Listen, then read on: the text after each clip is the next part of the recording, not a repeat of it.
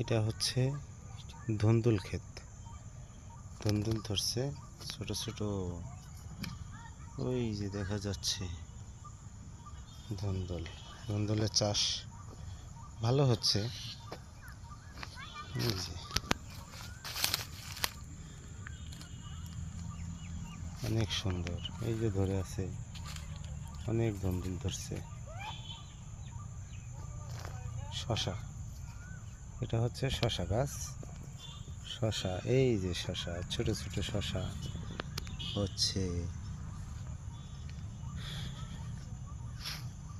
শশা, ধুন্দুল, মিষ্টি কুমড়া, লাল শাক, একই জমিতে বিভিন্ন রকমের ফসল করা সম্ভব যদি ইচ্ছা থাকে। ইচ্ছা থাকলেই সম্ভব। লাল শাক অনেক সুন্দর, খুব ভালো হচ্ছে লাল শাক।